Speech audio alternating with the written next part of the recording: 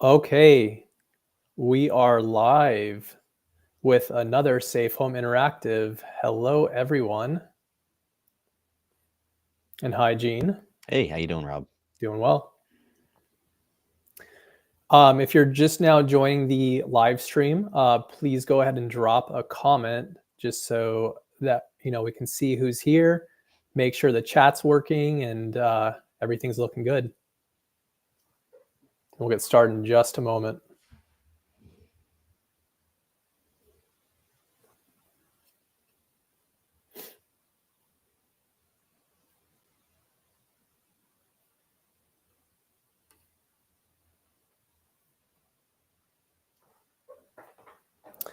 All right.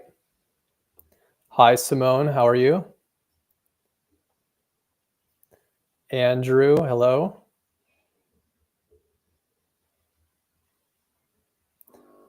MD is in the chat. All right, as you guys can see here on the screen, we have some upcoming YouTube live streams. We're going to be running these every Tuesdays at 2. And we're going to do this series with Gene Petrino. And really looking forward to this. Hi, Sky.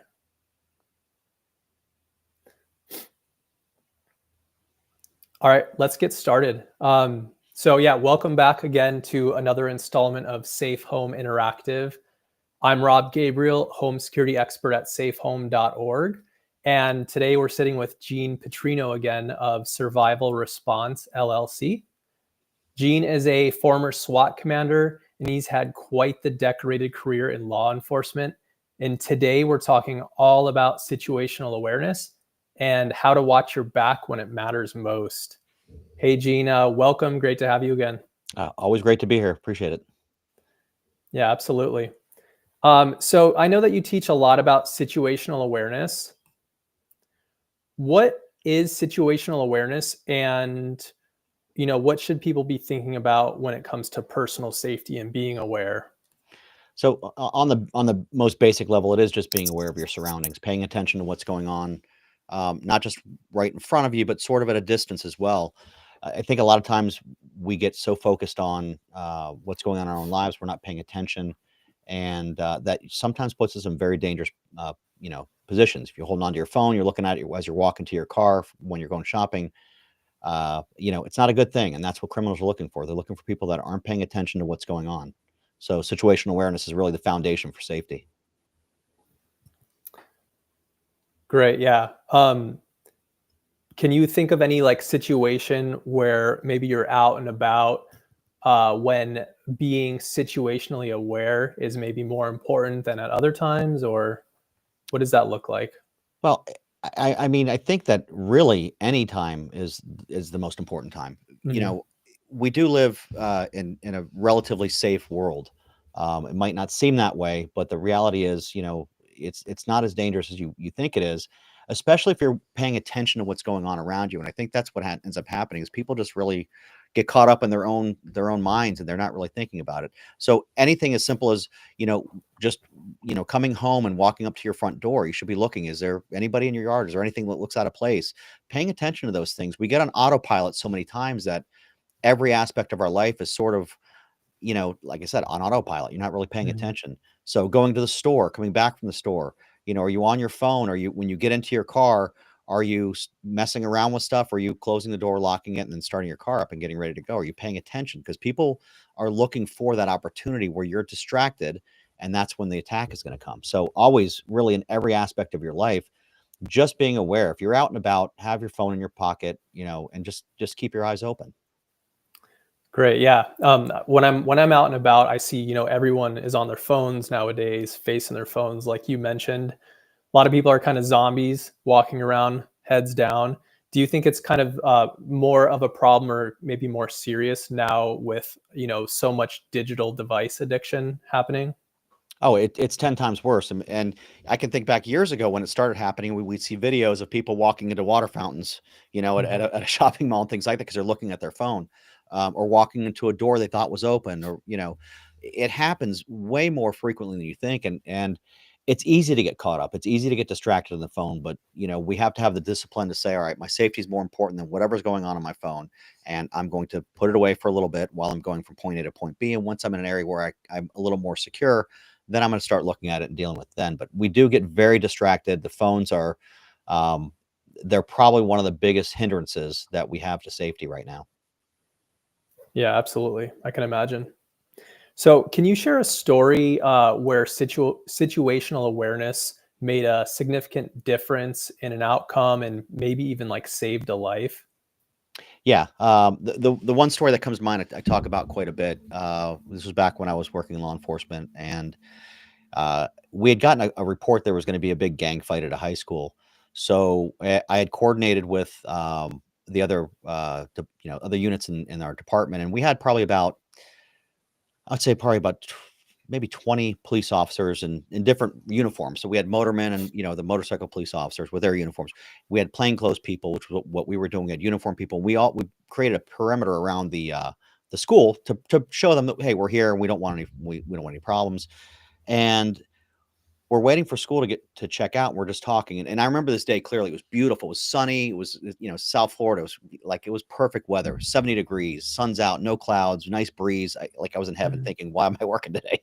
Right. But out of nowhere, I see a gentleman walking, just starting to go on the other side of the street, on the school side of the street by us. And I'm looking at him. And I just had this really, really odd feeling about this guy. And nothing that he was doing specifically stood out right away, but I felt it. I felt there was something going on. As I watched his behavior, I noticed that he was he wasn't paying attention to anything around him. He was sort of just in a dead walk to where he was going. He wasn't looking around at him. He didn't even notice we were there.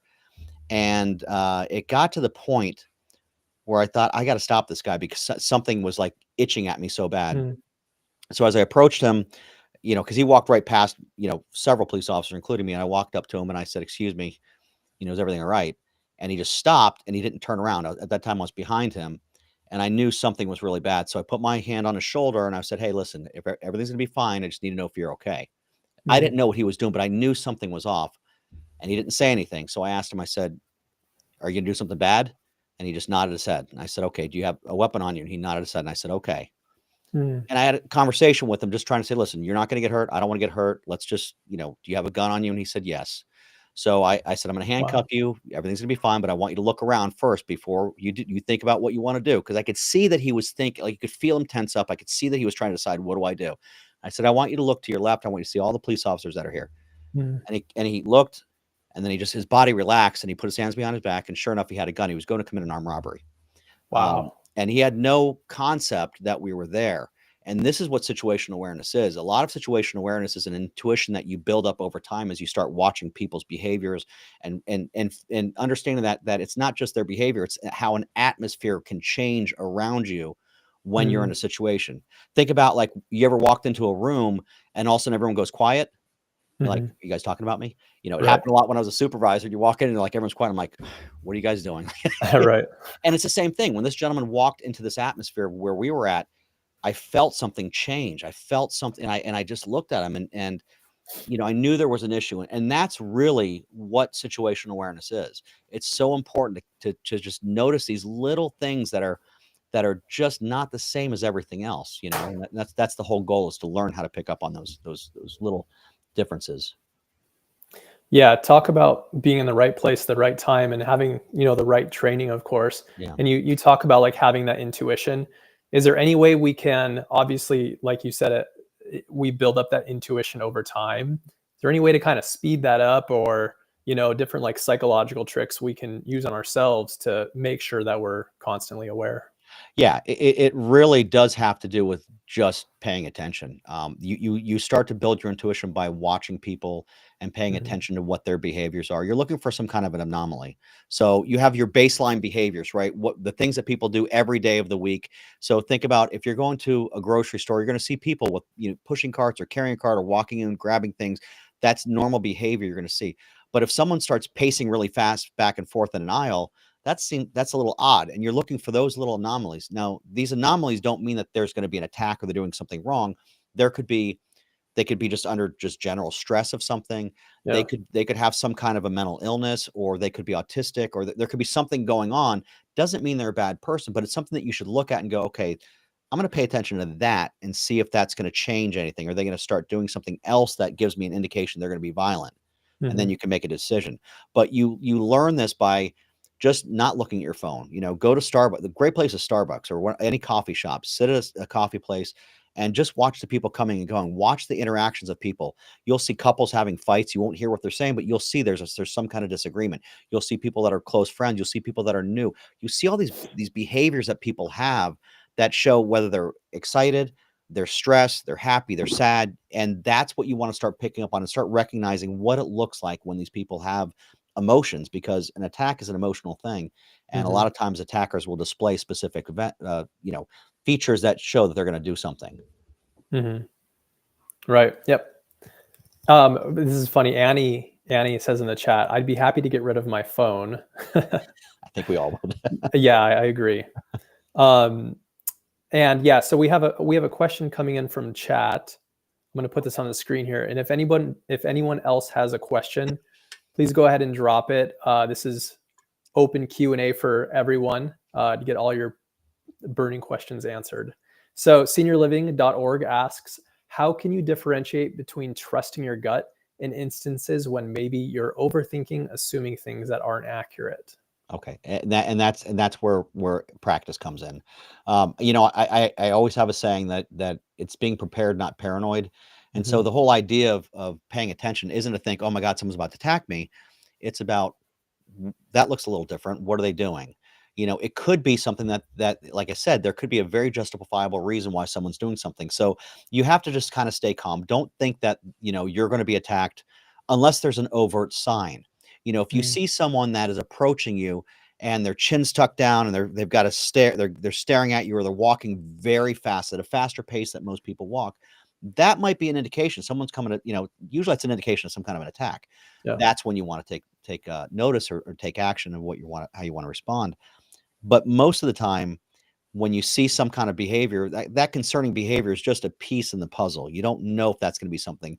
So Mhm. trust your gut to say, okay, that looks weird. Don't downplay it, because I think a lot of times, in fact, I know for a fact, a lot of times people will say, "Oh, that's nothing."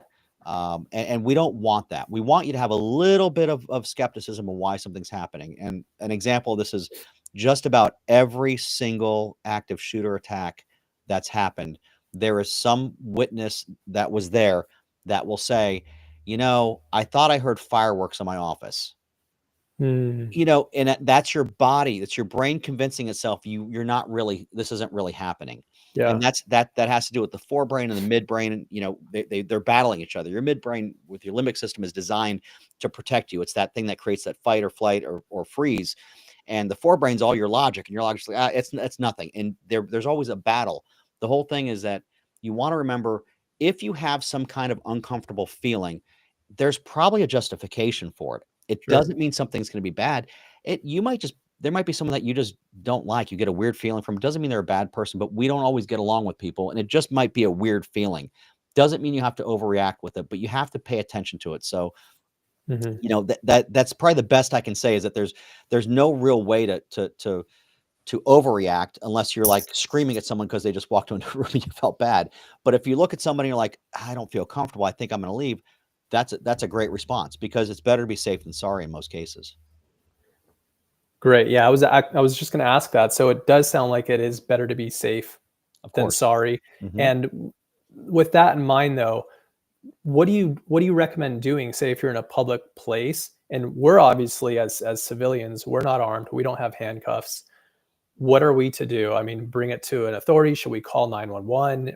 How do we like escalate that? Well, and that's the thing, is you want to make sure what you're seeing is really what you're seeing. Hmm. Are they really doing something they shouldn't be doing?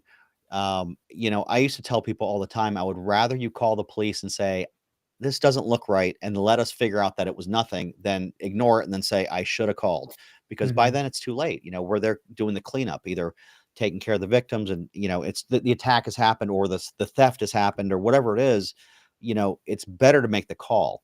Doesn't mean you have to be saying this guy did this, or be honest. Say, I have a weird feeling about this person. Something doesn't seem right about them. They're pacing when everyone else is walking normally, or they're sweating profusely and it's 60 degrees out. Something's happening. These are signs that would make them stand out. Somebody stand out as being somewhat of an abnormal behavior. Mhm. So yeah, I mean, it's that's what you want to look for. If there's something that you can articulate, call the police. And even if you are armed, it doesn't. You may not have the right to use a weapon. Just because someone's acting in a way that's abnormal doesn't mean they're going to do anything wrong. Sure. So you're always better just to notify the police. And if you really feel that worried about it, go tell a security guard, tell the manager of the store, hey, this doesn't seem right. Let somebody else know. Mhm. And that's a good thing, because you're getting a second set of eyes on it. Say, look, this guy seems a little odd, or this girl seems a little odd, or that couple, that group, whatever the situation is, something is odd with that. And explain it. Make sure you can articulate. And if you can't, say, I can't tell you what it is, but I feel like something's wrong with this person, just the way that they looked at me, or just the way they didn't look at me. I said hi, and they just walked right by me, and maybe they're just having a bad day, but I just wanted you to be aware. I'm going to go. And then that's probably Mhm. a very safe response. Yeah, sure. So, I mean, keeping your head on a swivel, Yes. trusting your gut. Yeah. Don't, necessarily like let things slide. If you notice something off, Yeah. bring it to someone's attention, or at least leave the area, Yeah. right? Simone here asks, well, so we went over this just now. What kind of action should we take?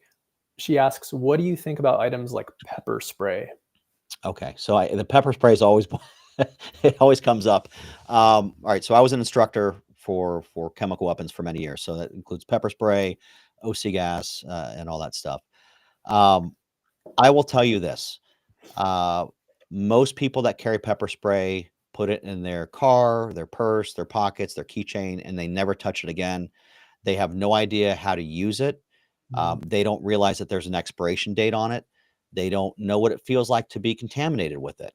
They don't know if it's a stream, a gel, a foam, or a fogging spray. And mm, all of these things really come into play on how it's used and if you're able to use it. If you're under stress, your fine motor skills deteriorate. And a lot of the small little pepper spray ones, you've got to get your finger, your thumb. It's not going to be easy for you to do. You're going to be fumbling for your keys. Think about when, right. every single horror movie, when they're trying to get in the door because they see some and they're shaking, they drop the keys. That's a real life response. And Mhm. so if you're in that situation, you think that you're going to calmly be able to grab your keys or get into your purse and find it, and with everything else that's in there, and get it out and deploy it in time, you're probably not going to. Mhm. So as far as any kind of a weapon, whether it's a firearm, whether it's pepper spray, and a baton, a knife, whatever you choose that you think is the best thing, or an improvised weapon, Mhm. anything, you want to be able to know that you're able to use it. So that means that you practice with it. It means that if you're sitting in your car and you carry pepper spray in a purse or a bag, sit in your car and just sit one day, go, all right, how quickly can I get this out, and point it at the window? Yeah. And time yourself, and you'll be surprised at how long it takes you to do it. It'll take you Mhm. very long.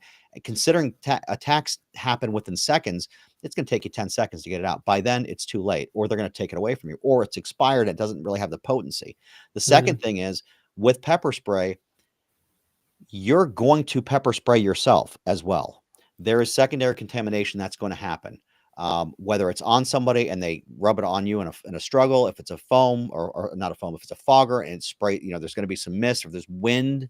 Yeah. If you're inside, there's a ceiling fan or air conditioner. The stuff is airborne. It's going to get on you. Are you going to be able to respond to it? That's a Mhm. question you got to really think about. I think pepper spray has its place, but I think it's sort of the false sense of security item of the day. Everyone thinks, "Oh, I got pepper spray, I'll be good." Well, good luck if you're not practicing with it. And I can tell you firsthand, the stuff is nasty. It's something I hated always having to Yeah. deal with, because it will get you. And Sure. the other thing to realize is that some people have zero reaction to it. Mhm. So I have personally been in situations where I've had to pepper spray people where they just stared at me. And I'm like, Mm. "Oh, that's not good. That's not a good response."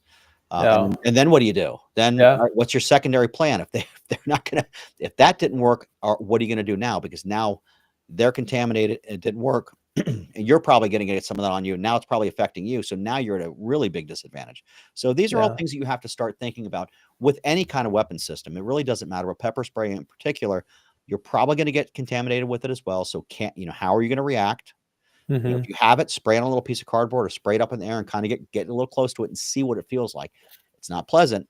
And think to yourself, am I able to fight somebody off if this is on me? Or if I'm breathing this, would I be able to fight my way of the situation? And I think you'll find it's a little difficult. Sure. Yeah.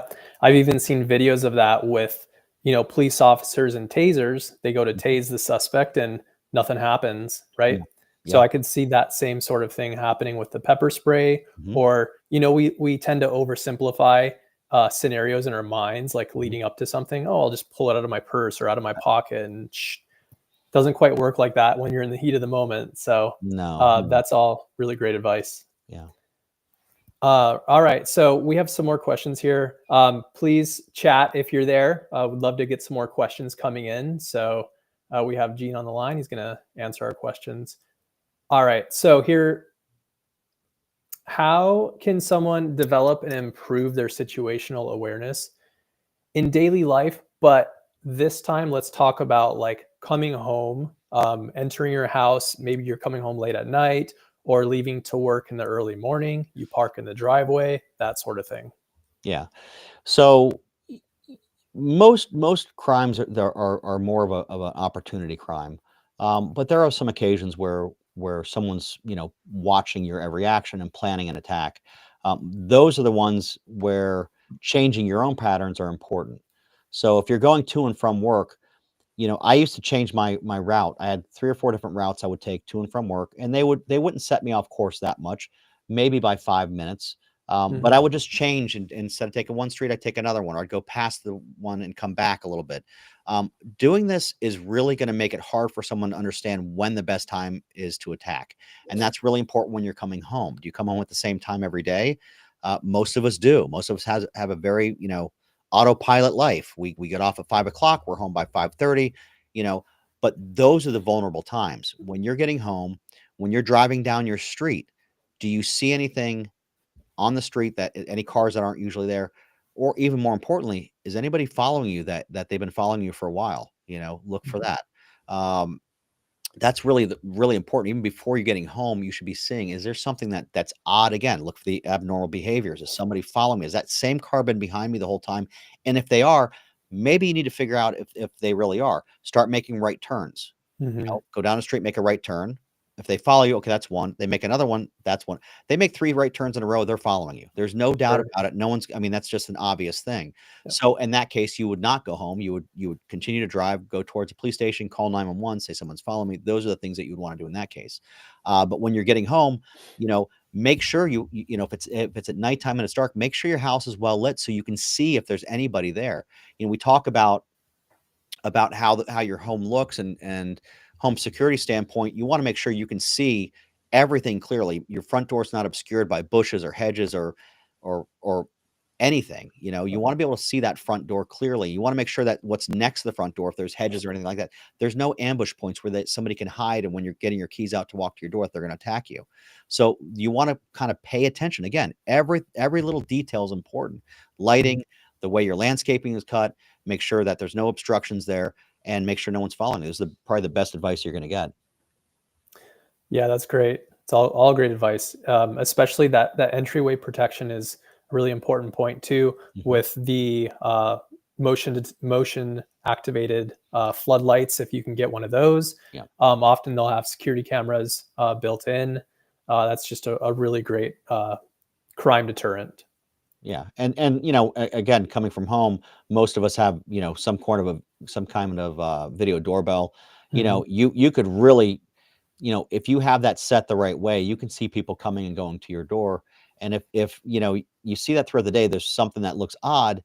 Maybe pay a little more attention when you get home. If someone came and knocked on your door and they were kind of looking around, like they were trying to look in the window to see if anyone's there, maybe that's something you think, okay, this is an odd situation. When I'm coming to my house, I'm really going to be on my guard and pay attention to what's going on. If I see something that doesn't look right, I'm going to keep driving and call the police. Yeah, You know? great. Yeah. Isabel here in the chat says, "Hello, I'm happy for this information. Thanks. Thanks, Yeah. Isabel." And so, kind of as a follow up to this, though, what if you are being followed, or maybe you're coming home late at night, and uh, a burglar or a robber, a mugger does make contact with you? what do you do? Because I know like this, if you're out in the woods and a grizzly bear comes upon you, obviously if it makes contact, you play dead, like cover your neck. You're not doing that obviously with a criminal, but what do you recommend in that case? Well, the whole goal of situational awareness is not to let anybody get that close to you.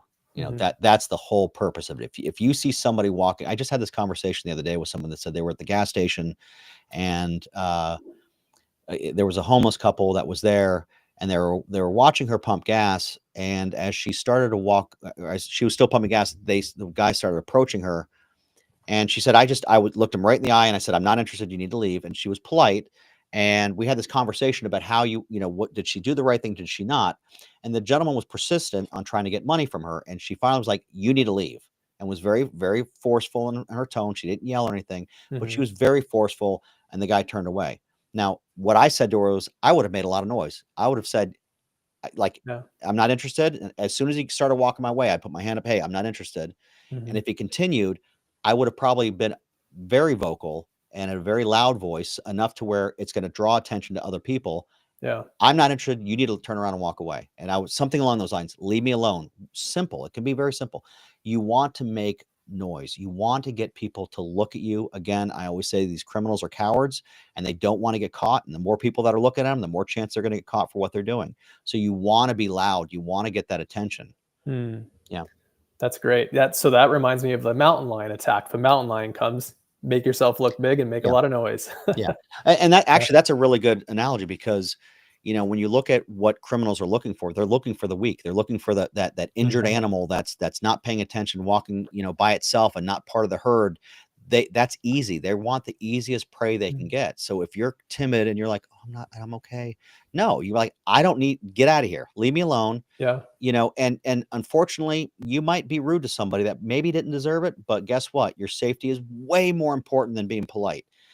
If you feel uncomfortable, again, she told me when she was at the gas station, she had such a weird feeling about that couple. They just looked like something wasn't right. And then he starts approaching me. I go, well, good that you're paying attention. It was great that you said something right away, and that you even continued to tell him to leave, and that he Mhm. finally did. I said that was all good. Yeah. She could have been a little bit more forceful with it, but she did an outstanding job. And that's Yeah. that's what we teach. We want you to be aware of what's going on, aware of those anomalies, that weird behavior, that feeling that she got. If you get that feeling, same thing, start paying attention to that, and Yeah. make the noise. And Mhm. it's not as difficult as people think it is. Most people don't want to be involved in a fight if they're committing a crime. And as soon as someone says, I'm not the right person for you, I'm going to put up a fight, they turn around and walk away. So that's really the most important thing. That's right. Yeah, and we recommend homeowners and renters to have a dog. Even if it's like a small yappy dog. It's not going to fight a burglar off, but it's making noise, right? And Yeah. and as you say, criminals are cowards, Yeah. and once they hear that noise, it could draw attention to the neighbors, and a lot of times they'll scram. So Yeah, yeah, that's dogs are an incredible deterrent. They mhm, really, and you're right, it doesn't matter the size. If a dog is there, that's definitely a very good deterrent, especially with home burglaries. that's right. Yeah. Yep. All right. MD asks, would you recommend taking a self-defense class to gain more confidence when you're out and about? Okay, so here's the reality of self-defense courses. If you're going to take a 1 day or 2 day seminar, don't waste your money. Just don't. Mhm. The problem with those courses that people will take them and they feel like they're Chuck Norris, the day after, oh, I know what I would do. And 2 days goes by and they're like, oh, I remember a little bit. And then a week goes by and they're like, what was that thing that they were? And then it's all out the window. And you've just essentially wasted your time. The purpose of a lot of these, 1 day courses, these self-defense courses, is to introduce you to self-defense. It's not to teach you everything, because a lot of that stuff takes years to learn. Mhm. You have to master that. And it's not only that you have to master a specific skill, you have to understand when you can apply it, when it'll work, when it won't work, because, not everything is going to be successful. So it takes years to do it. If you want to get into self-defense, I encourage everybody to. I think there's a lot of really good things. Understanding how to box, understanding grappling, Mhm. things like that are really important. But it's not a 1 day, it's not a quick fix. It's not something that you're going to learn a lot from. It's something that, okay, it's going to be a commitment that I've got to make, 3 or 4 times a week, doing this for Mhm. years before I'm proficient enough to really do much, which is why, again, we come right back to situational awareness, because Mhm. that's something that you can do on a daily basis, that you can build that skill up very quickly, and you can see what's going on and what's right and what's wrong in a situation, and then you're able to act. And it doesn't take anything. It's not, if you've got physical limitations, this doesn't do it. This is not going to prevent that. You're able to do something immediately to protect yourself, your family, the people that are in the area with you. So while self-defense courses are great, they're not, they're not effective if you're only going one time. That's right. Yeah, it sounds like you really do have to be committed. And kind of back to the pepper spray. You can't just put it in your pocket. You can't put these self-defense classes in your pocket, as it Exactly. were, Yeah. and pull them out when you need it. It's not going to happen, Yeah. right? Yep. Annie says, "Ha, not my goober golden retriever. He'll try to hug him." All right. So the dog does have to make some sort of noise, bark. Yeah. Yeah. I would suspect that that the dog would probably bark if there was an attack going on, but you never know. Right. Absolutely. So this is a great follow-up question. Annie asks, if not pepper spray, are there any personal safety items you'd recommend us carrying? Yeah, there is. There's one thing, and it's so inexpensive. You can find them on Amazon. There's not any one that I recommend over another, but there are small little audible alarms. They fit on your keychain, and they're I think they put out about 115 decibels, a very loud, annoying, siren-y kind of sound. And all you have to do is press the button, or flip a Mm, switch, however the design is on it. Some of them have flashing lights, which is even better, because now you're creating another stimulus of flashing lights and you're drawing more attention. Those are one of the best things. You want people to look at you, and you press that thing and it's going to go off, and people are going to notice. And again, it's such an inexpensive thing to do. There's not much you have to learn to train with it. And that definitely is something I would recommend. yeah, that's great advice. And so you said like 115 decibels. In Yeah. fact, home security systems, most of those run in like the 100 to 110 decibels. Yeah. So if you have a security system in your house or ever been to a house that does have one and heard that siren going off, that's very, very loud. Yeah, I mean, they're So, so bad. It's mhm, gonna hurt your ears, but that's what you want. You wanna make that noise and get people to start looking, and get that person to go, "I don't want any part of this." that's right. Yep. It's good. So, how does situational awareness differ from like an urban setting into like a more rural setting? So it in many ways, it really doesn't.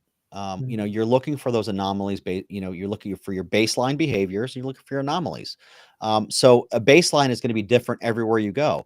The people that are uh, at a religious ceremony, a church, a temple, wherever you're at, are gonna be behaving in a different fashion they would be if they were at a concert, at an event, a stadium, right? mhm, There's different behaviors, high energy, maybe more quiet and reserved behavior.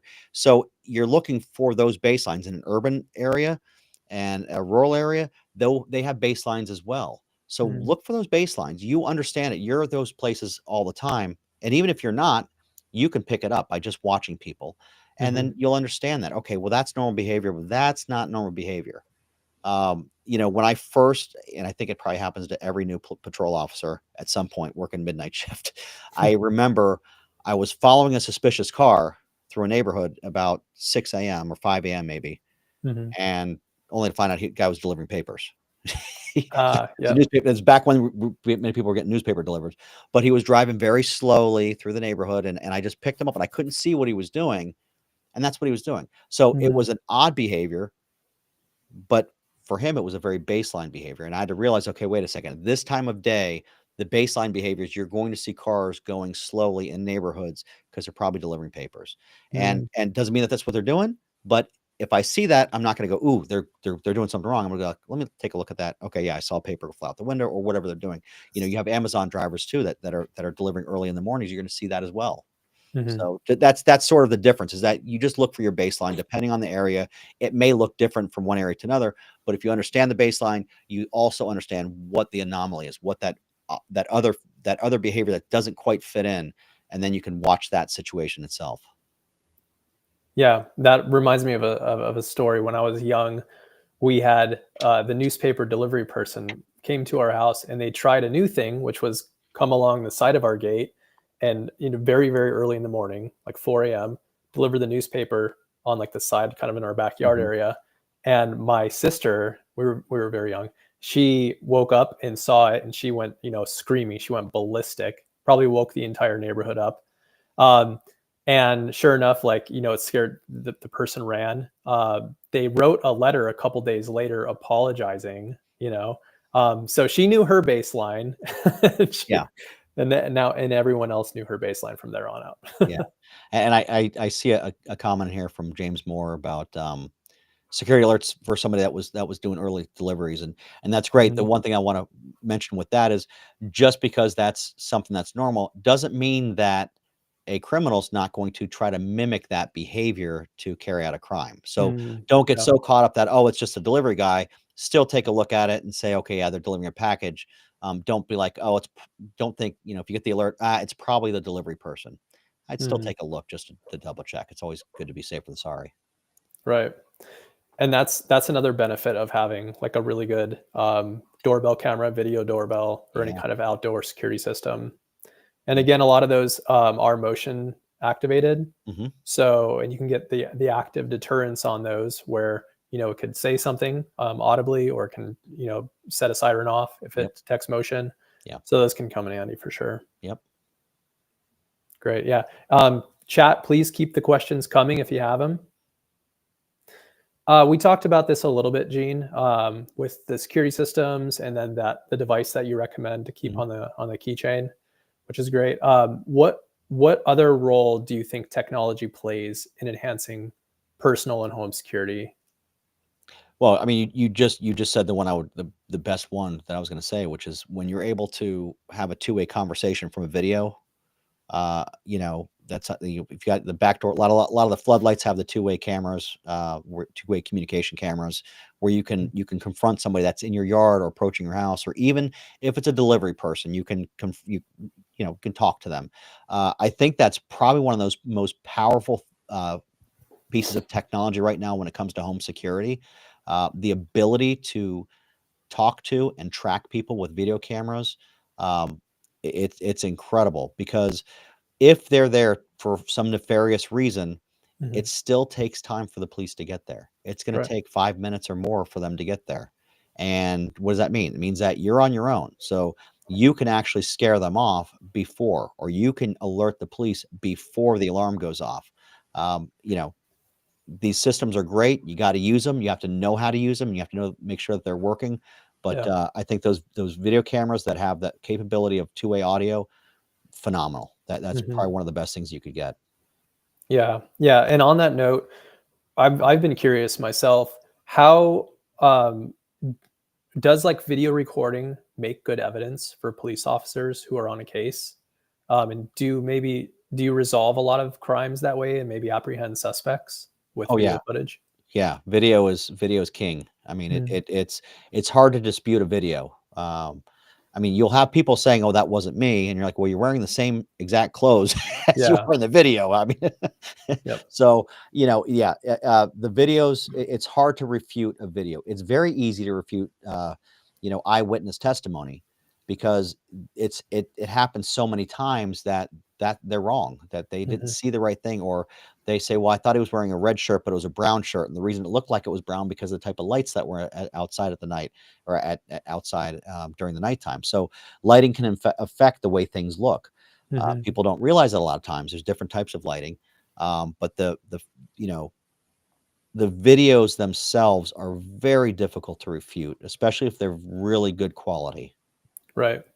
Yeah, and so on that note, you can get live streaming video cameras like video doorbells and security cameras, outdoor security cameras, where you can open, your smartphone and watch the app and live stream, see someone in action, but maybe not necessarily have the recording feature. You're not paying for that cloud recording, or which is really important, because what good is it going to do to be able to see them but not have that video recording? And typically those are only like $4 or $5 a month to sign up for. So we highly recommend that.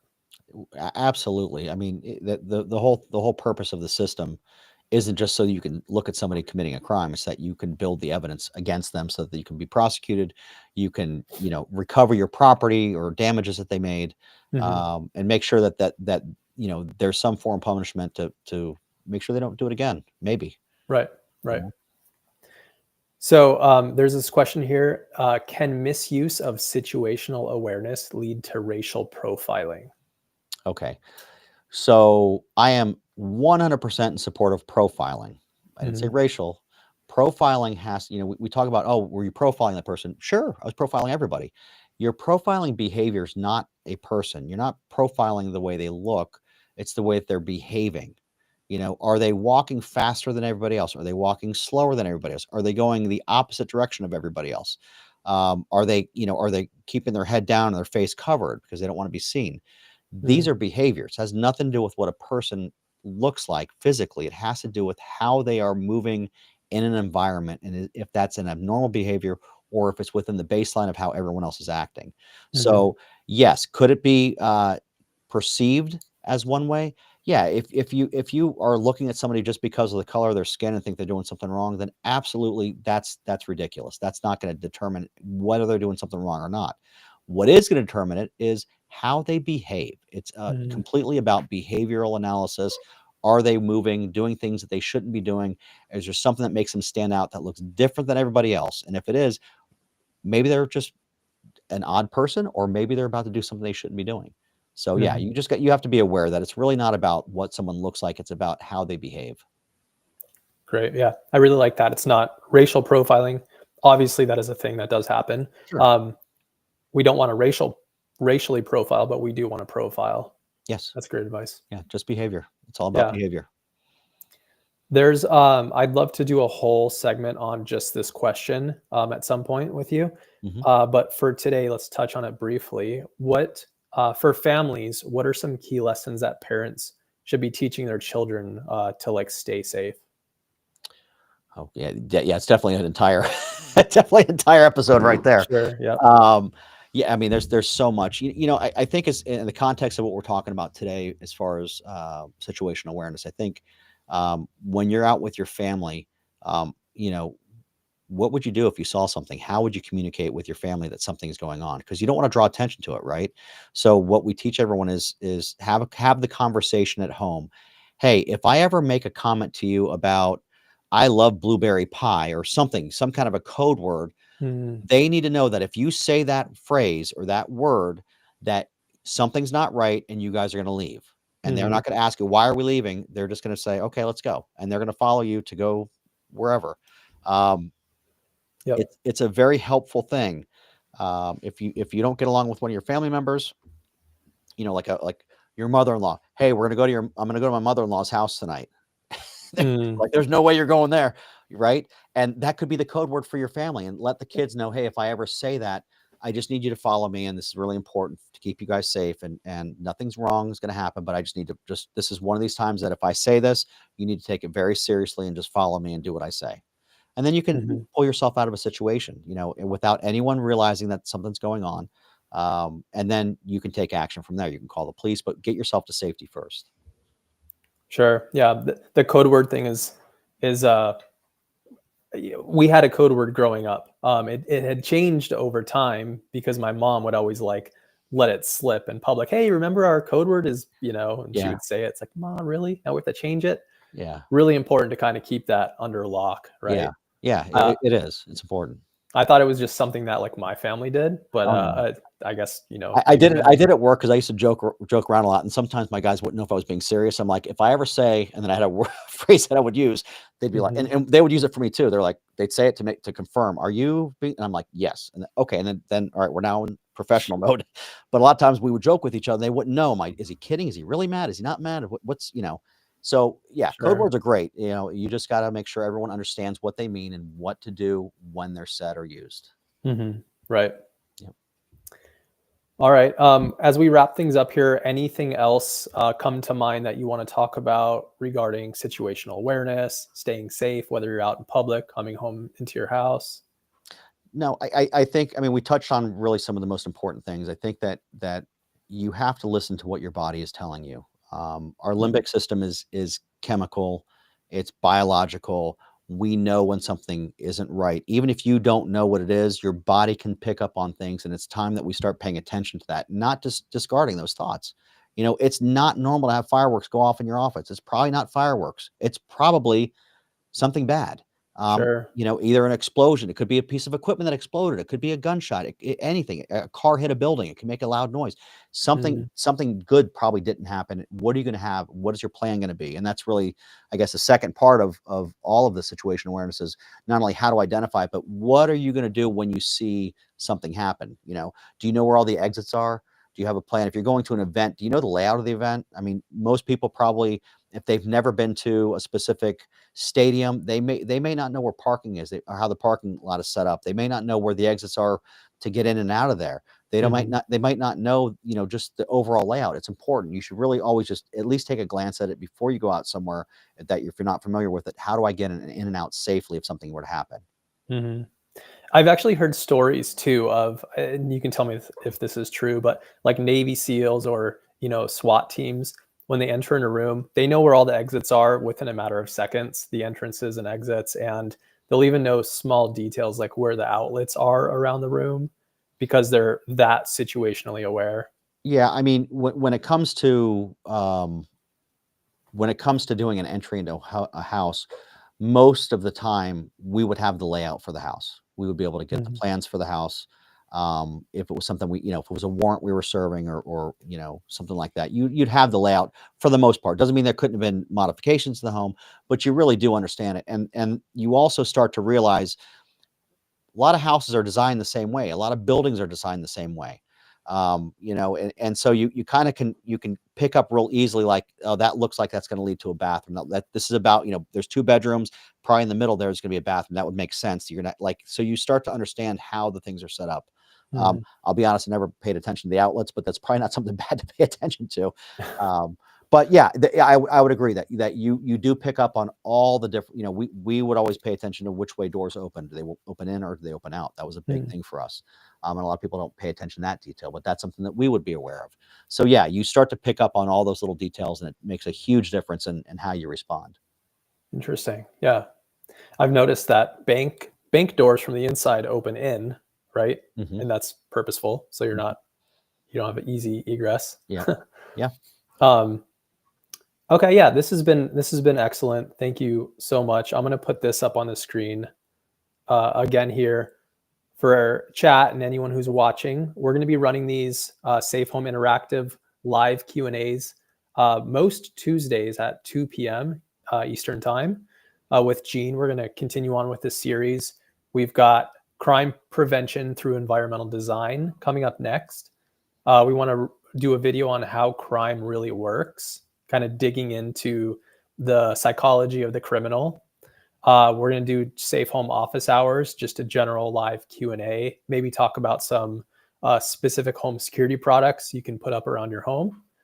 And then unconventional home security methods in history. So we're going to be talking about like man traps, which is actually a thing, and some really interesting home security methods from yesteryear. So those should be fun. Hopefully, super insightful. Hopefully, today has been really insightful for you all. Again, thank you for attending, and we'll see you next Tuesday. And thank you again, Gene. Appreciate it. absolutely glad to be here. Thank you. All right. See ya.